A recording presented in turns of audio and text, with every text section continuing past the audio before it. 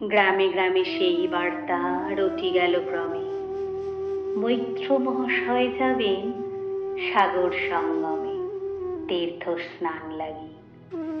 সঙ্গী দল গেল জুটি, কত বাল বৃদ্ধ নরনারী।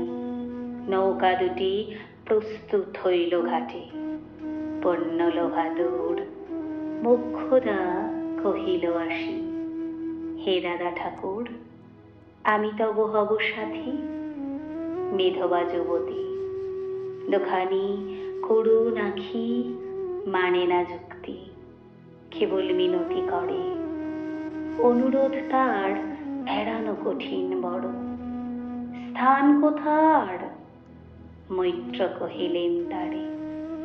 পায়ে ধরি তব বিধবা কহিল কাঁদি, স্থান করি লব কোন মতে এক ধারে।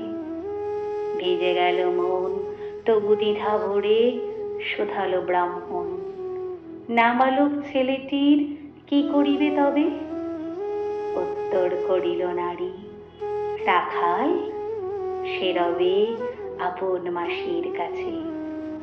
তার জন্ম পরে বহুদিন ভুগেছিনু সতিকার জ্বরে, বাঁচিব ছিল না আশা।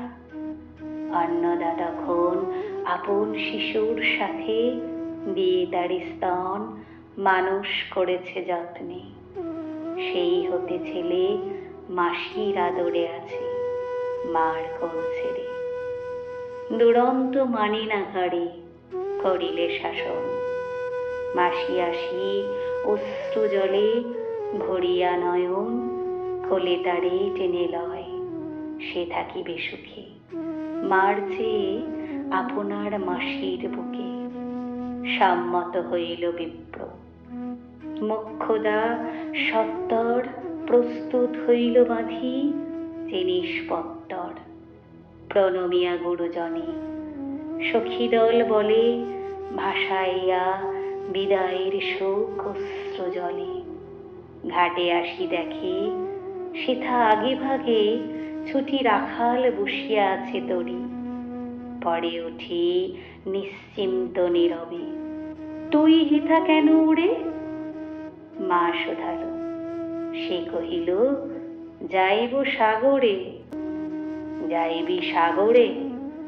আরে ওরে দস্যু ছেলে, নেমে আয়। পুনরায় দৃঢ় চক্ষু মেলে সে কহিল দুটি কথা, যাইব সাগরে। যত তার বাহু ধরি টানাটানি করে, রহিল সে তরণী আকরি। অবশেষে ব্রাহ্মণ করুণ স্নেহে কহিলেন হেসে, থাক থাক সঙ্গে যাক। মা রাগিয়া বলে, চল তোরে দিয়ে আসি সাগরের জলে।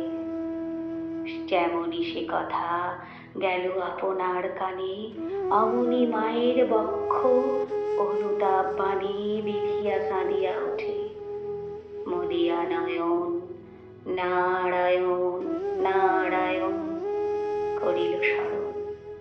পুত্রে নিল কোলে তুলি, তার সর্বদেহ করুণ হস্তে কল্যাণ হস্ত বোলাইল